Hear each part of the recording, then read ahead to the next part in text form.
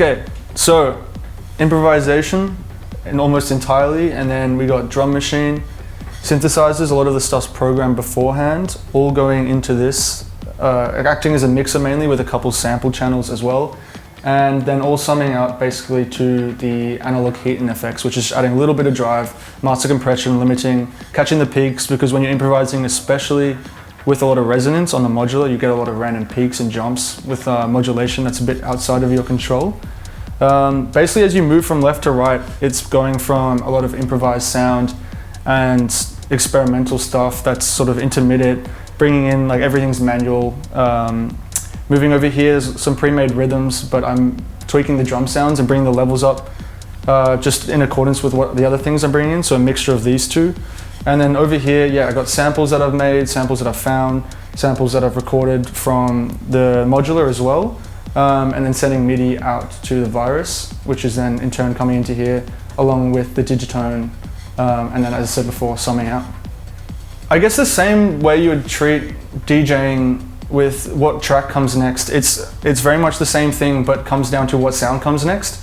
So instead of DJing between tracks, you're essentially mixing between sounds, and that result, thus you get this 1 hour long thing whereby there's no track by track ending. Sure, there'll be breakdowns and parts where it comes out, and then you go back and it's a new sound, but it's just continuous, and the BPM, in this case today, will slowly creep up throughout the whole set. And I think that's an interesting way to approach it, is this like almost like really intrinsic mixing style, whereby you get to the end. And I think it keeps you on your toes more when you have sounds that may only play once, just ping once throughout the whole set.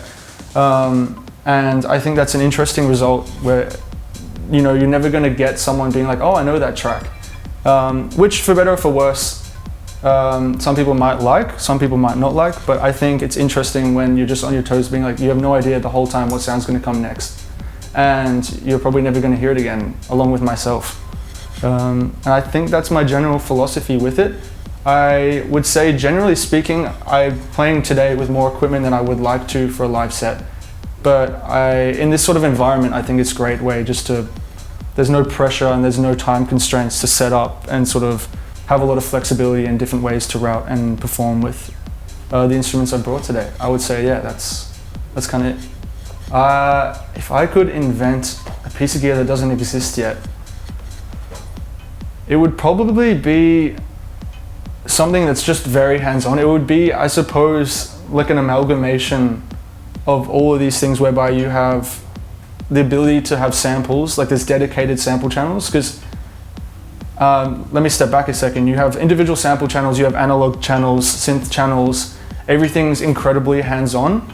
And there's sort of two parts to the machine, the part that you prepare and the part that you make stuff. And it's sort of got that menu diving feel that a lot of people don't like, but it's also got that part that's very improvised.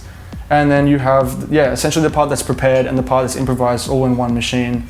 I think that's something that's very tactile, even if it's big. At the end of the day, people go for the small form factors, but then end up buying lots of little things. I don't know why it would be too crazy to go for something that's actually just quite big in the first place, but that's all you need. It's not far off what modular is, but I think there could be a one-size-fits-all, even though a lot of people would probably disagree with that statement. Awesome, thank you.